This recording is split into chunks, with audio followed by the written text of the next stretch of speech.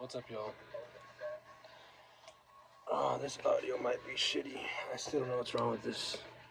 And I try my best to re-record it. It never goes off well. So, I recorded a whole video with like really good audio, but my computer's so old and outdated I can't really match up the audio with the video without the video looking like shit. So, this will do for now. Maybe down the line I can like invest into it, but right now it's not really a priority investment-wise, you know.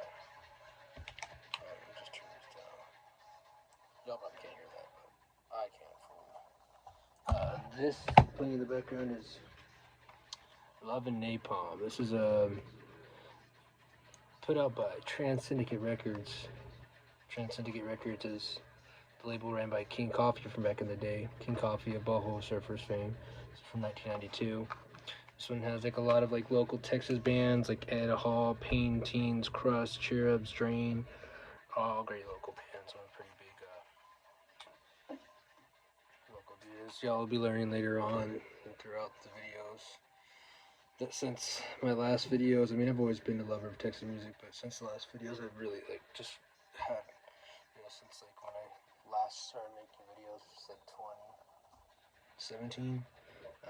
I've just grown a real big love for Texas music in several ways. So you'll see that later on. I mean, stack of records I have here, I just got them bagged finally. I had like a whole dilemma with like getting the wrong sleeves from Sleeve City and then getting a sleeve from, you know, all these fucking places. So it's clear bags.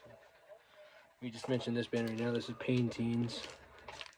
This is Destroy Me Lover.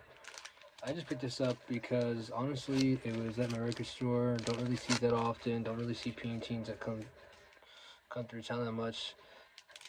And their stuff is getting harder and harder to find, especially on Discogs. It's getting kind of up there. Discogs has this like a median of like 35 or so. I got this for $15, so not too bad. Yeah, Pain Teens signed to Trans Syndicate Records, local band from Austin. Really good band. Just trying to build up the Texas collection that I would love to have, you know. In the video that I attempted to record, I showed a lot of records that like I've got that are pretty big name ones. I'll just get one of them out the way. This is a big name one. My buddy found this for $3, and I listen to this almost every week, so that's kind of why it's relevant to show it. Found it for $3 at a Goodwill, and like the same year, this year, and told him what it's worth. I was honest with him. I didn't really like lie to him. I could have been a dickhead and just be lying, and you know. But I told him its value. I said, listen, I can't give you what it's worth, but I'm really interested in it. Let me know if we can work something out. And he told me that he would be interested in working something out with me. I ended up giving him some cash for it, and then a cassette that I got for like $20 retail that resells for like $120 or so, but it doesn't matter really, honestly. I don't give a shit about this fucking band, I'll be honest, but I love this record. And leather pressings of the leather pressing of Mötley Crüe's Too Fast for Love. This is the third state. Sadly, this is missing the insert. Sadly, that's the only downside of this. But I mean, I paid next to nothing for this fucking record compared to what it goes for. You know, it goes for upwards of $800. I pay nowhere near that. Not even close to that. My buddy definitely blessed me. Forever grateful for that. Shout out to you. Shout out to Fabian. This is a great one. This is the third state, so it doesn't have Vince Neil's Marge Simpson here, which I would love to get one day, the first state. Especially with the insert. But I got this thing for... I can't complain at all. I mean, it's beautiful, it's clean, it's crisp, it sounds amazing. It's a record that, if you don't know, Mötley Crüe, before they were signed to Elektra, they had this record out on their own self-release label that they would sell at their shows back in the day when they were still unsigned, and they went through three different states of this record. This record was released in 3 different states, not physical, geographical states, but like, you know, like the first print, the second print, the third state, you know, it's saying. So this is the third state, which is the last state before they got signed to Electra. They also has like color labels. The first state's really hard to find. Has a lot of different.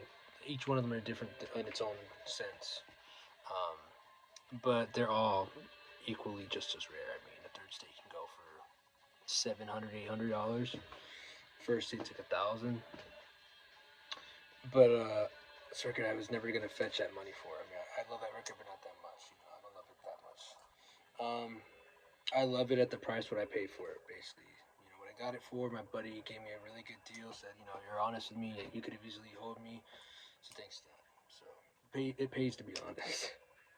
Got this today, upgrade copy of a record that I've had already. This is Bridges by Gil Scott-Heron and Brian Jackson. This is a great record.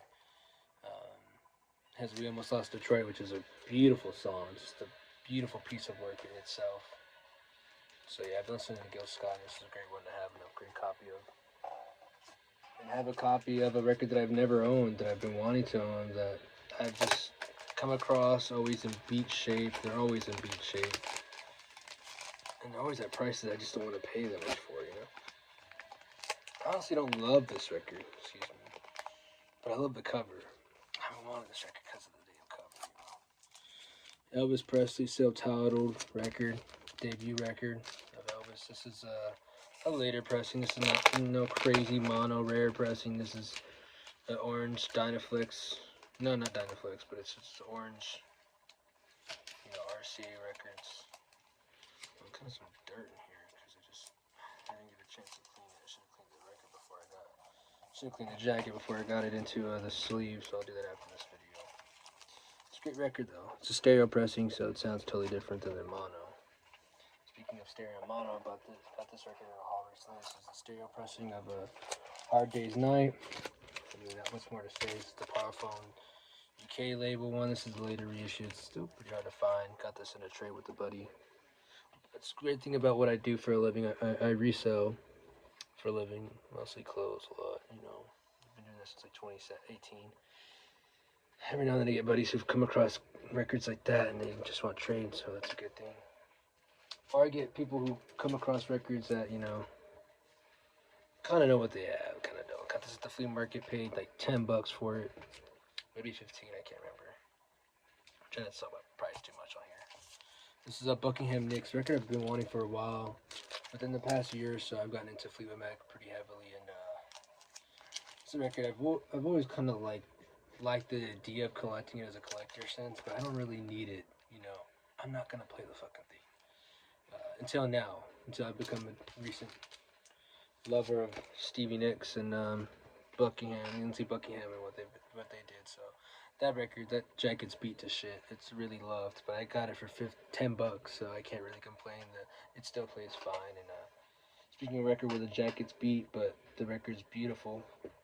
Well, this one, that Buckingham's wasn't beautiful, but I've been wanting this record for a while. And it's always come across it, but they're always expensive. They just keep going up and up and up and up.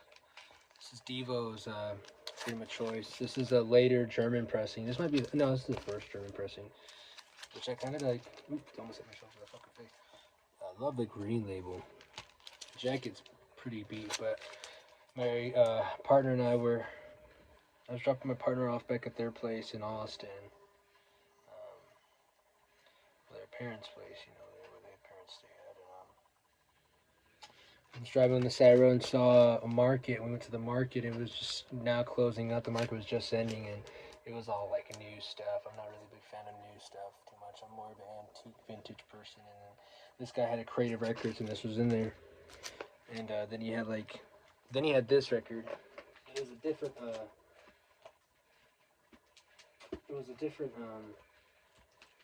Pressing, but it had this. It's the same rarity. It's a different color variant.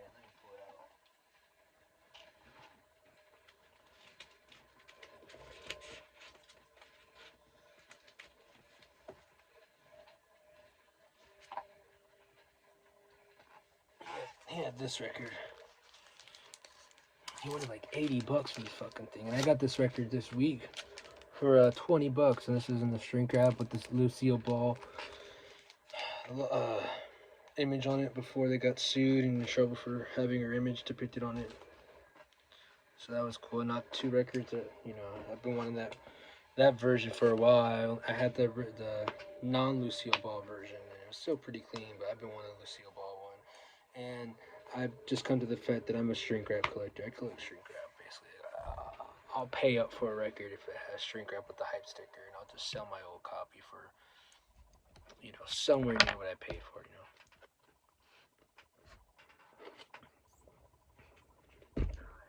Love chocolate shakes. Got this record. Another record I've been looking for a while. I had the 45 for a single from here, but it's kind of beat. This is Pleasure Principle by Gary Newman on ACO. This is a great record. It kind of does bother me, this little fucking sign with the little scribble shit on there, but what a good record. You got metal, you got airline, you got Cars, iconic song. This is a great record. Love this record. I mentioned in the last video that I came across a haul of Tejano records, a lot of Tejano Norteño records. This is just one artist. So let me show you these. This is Ramon Ayala and Tony De La Rosa. This is love this cover. God, this cover is sick. Dos Gallos Finos. This cover is fucking amazing. I had to upload a lot of these to Discogs, since these weren't on Discogs. I got it for $1 at Goodwill. I went in one day, maybe like a month ago. I went in one day and they had just put out these records. And man, I stocked up. I grabbed the whole basket full of Tejano records. They had just pulled them out. This was in there. This was sealed. I opened it. This is Ramon Ayala, Bravos del Norte. This is another good record. This is Mujer Pasida. It's a really good song. Yeah, you don't come across these that much. I mean, they're getting harder and harder and harder to find down here in the South and Texas. They're just getting impossible to find without paying an arm and a fucking leg. This is one that wasn't even on Discogs. I had uploaded myself. This is Cumbias, Cumbias, Cumbias. Ramon Ayala, Los Bravos del Norte. This is true bajo sexto accordion. I mean, if you're into that southern, that real norteño cumbia records, you're gonna get it from these type of records. There's no one better than Ramon Ayala. And Ramon Ayala, people don't even realize this. He's not the lead singer of the band. The band's named after him and it's centered around him, but he's not the lead singer. He always has someone lead singing that's not him. He's the one that does the highs. He does the high vocals, He's not the lead singer. People think that he's the lead singer, but he's not. He's just the face of the band. Another one, great cover. I mean, look at this fucking cover. Yeah, got this one for $1 as well. I mean, you can't argue with finding these norteño records for that much. Lindo Tampico. This is on the Tex-Mex label. Another good one. This is in the shrink wrap. These were all either sealed in the shrink wrap. Here is one that I got a week later, or like a week or so later. I went to a flea market and I just got lucky again with norteño records. I found more. This is one from the flea market. This is Los Bravos del Norte. I don't know what this record has like 2 different covers, because I have another record with this same style, but it's different. It's weird. It's confusing as fuck, to be honest. But I don't pass on Ramon Ayala records. I try and grab them when I can, no matter the condition. They're always salvageable in some way or another. You can do something with them. This is Hits 1972. This one's more beat. Got this for like $3. I think maybe even $5 at the flea market. Here's another one I got for $5. This is on Freddie Records. This is Freddie Martinez. This is from San Antonio, I believe. Always a good label to look for if you're looking for Spanish records. This is self. Ramon has a huge discography. I mean, one can argue it's the same level as like Willie Nelson. It's just ever growing. But yeah, like I said, a lot of norteño records, a lot of Spanish records. That's not even half of what I got.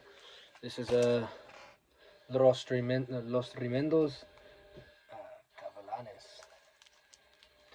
I had this record before. I listed it on eBay once, and it sold fast. It sold for like $35 in the same condition. And I got this for like $1, maybe $2. This is also on Freddie Records. I decided to keep this one because I sold the other one so fast. So, and maybe just save it for a convention. This is a